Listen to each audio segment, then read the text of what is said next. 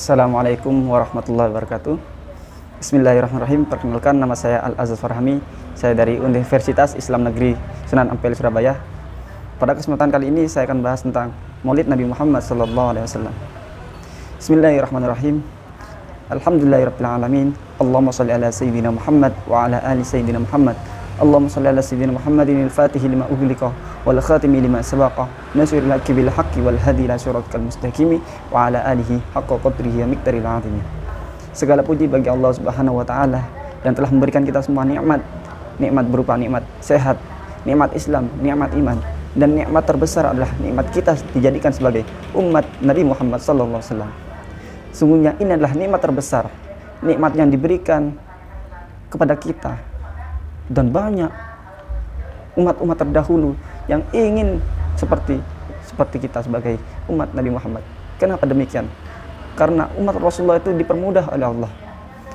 Kita bandingkan ya, umat-umat Nabi terdahulu dengan umat-umat Nabi Muhammad SAW.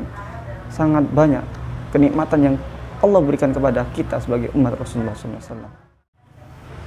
Ketika kita berbicara tentang cinta terhadap anak, cinta terhadap keluarga, cinta terhadap dunia, cinta terhadap harta, cinta terhadap pasangan, itu sudah biasa, sudah sering kita bahas. Namun pada kali ini saya akan bahas tentang cinta kita kepada baginda Nabi besar Muhammad sallallahu alaihi wasallam. Begitu besar seorang nabi cinta terhadap umatnya, begitu besar seorang umat cinta terhadap nabinya. Begitu heran, begitu anehnya seorang umat mengaku cinta terhadap nabinya, namun dia tidak kenal siapa nabinya. Maka dari itu pada kesempatan kali ini saya akan membahas tentang siapa nabi kita. Nabi kita, Nabi Muhammad sallallahu alaihi wasallam adalah orang yang mulianya makhluk. Di antara makhluk-makhluk ciptaan Allah, Rasulullah sallallahu alaihi wasallam adalah orang yang paling mulia. Bahkan malaikat Jibril pun hormat terhadap baginda Nabi besar Muhammad sallallahu alaihi wasallam. Begitu mulianya nabi kita, maka dari itu kita wajib mencintai, kita wajib mengenal siapa nabi kita ini. Ada sebuah kisah tentang Maulid Nabi. Pada suatu ketika orang Islam yang sedang melaksanakan perayaan Maulid Nabi, dan dia memiliki tetangga Yahudi, suami istri. Suatu ketika orang mukmin ini melaksanakan peringatan Maulid Nabi yang begitu luar biasa, begitu mulia, begitu meriah. Lalu tetangga yang Yahudi ini bertanya kepada suaminya, "Wahai suamiku, apa yang sedang dilakukan oleh tetanggaku ini? Kenapa dia merayakan pesta yang begitu besar, begitu meriah setiap tahunnya?" Lalu dijawab oleh suaminya, "Dia sedang melaksanakan peringatan Maulid Nabi." Singkat cerita, sang istri pun tertidur.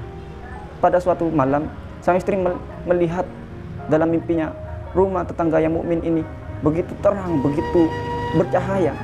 Karena penasaran, sang istri Yahudi ini datang ke rumah saudara yang muslim tadi. Melihat di dalam itu banyak orang-orang mulia yang wajahnya berseri-seri, wajahnya bercahaya. Kenapa demikian?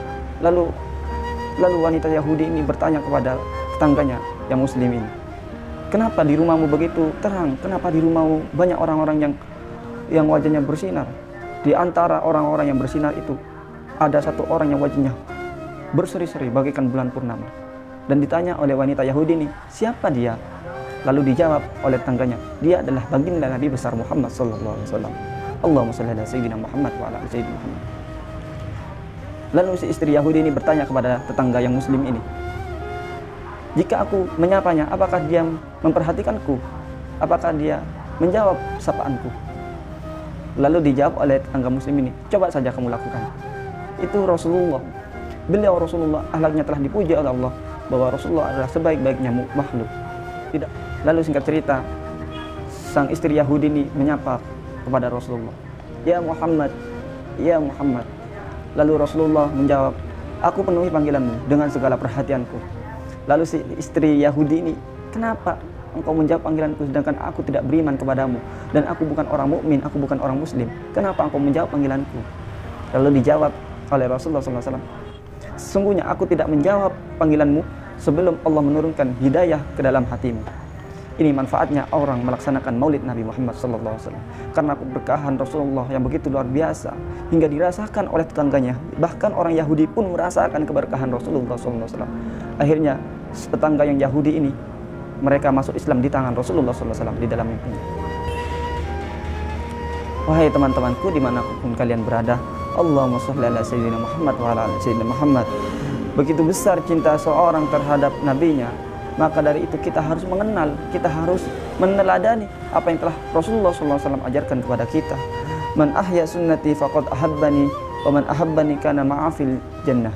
Barang siapa yang mengikuti sunnahku, maka dia mencintaiku, dan barang siapa yang mencintaiku, maka dia dakhalal jannah, maka dia akan masuk surga bersamaku. Allahumma shalli ala sayyidina Muhammad wa ala ali sayyidina Muhammad.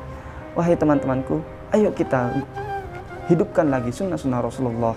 Salah satu sunnah Rasulullah yang sering kita tinggalkan pada zaman ini adalah makan menggunakan tangan kanan tanpa menggunakan sendok.